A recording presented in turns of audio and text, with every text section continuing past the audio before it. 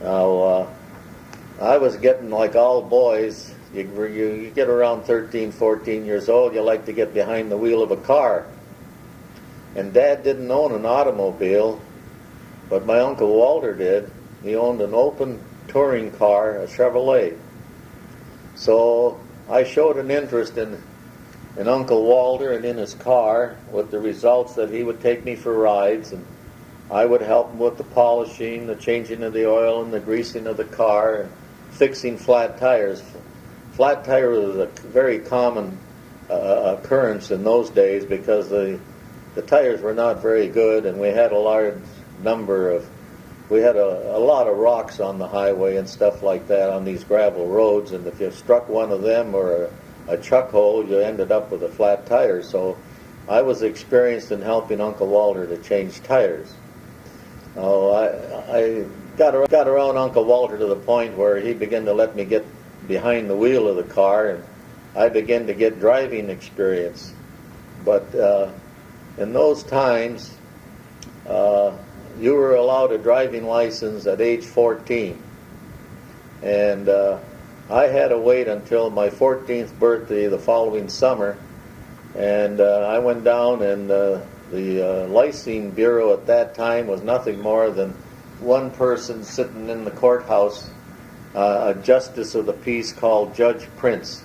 He handled insurance sales and some of that other related type of insurances for a livelihood, because as a justice of peace he sure didn't have very much to do. And I asked for and received the test for a driver, passed the examination, paid my 50 cents fee, and obtained my driving license. And with that, I was back down Uncle Walter's house, and I was hounding him, let's go for a ride and let me drive.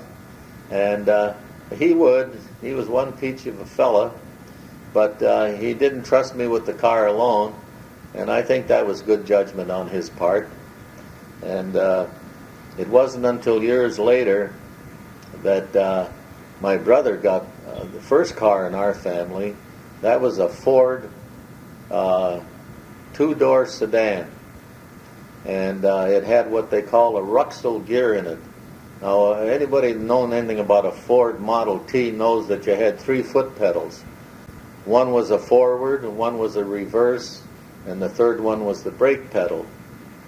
But with this car here, it had an added feature of a geared drive, and we used it for many years after Alfred purchased it. We used to go out and make cordwood out into the woods and bring it home to fuel our furnace and our kitchen stove.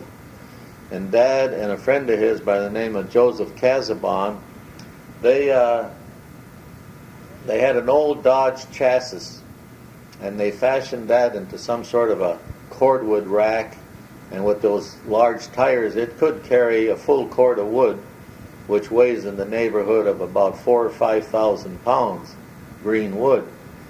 So that's where I gained my experience as a young man of 14 and 15, going out into the woods with Dad and Mr. Casabon and felling these hardwood trees, oaks and maples and birches, and cutting the trunk section of the tree into 4-foot pieces, and then loading this trailer and bringing it home. And then Dad and I would use the 2-man crosscut saw, and we would cut this wood into 16-inch lengths. And we then had the job of splitting it, drying it out, and putting it in the basement. The large, difficult pieces to split were kept as chunks of wood for the furnace, and the other nicer splitting wood, we always managed to get that in upstairs for Mom to put into the kitchen cooking stove.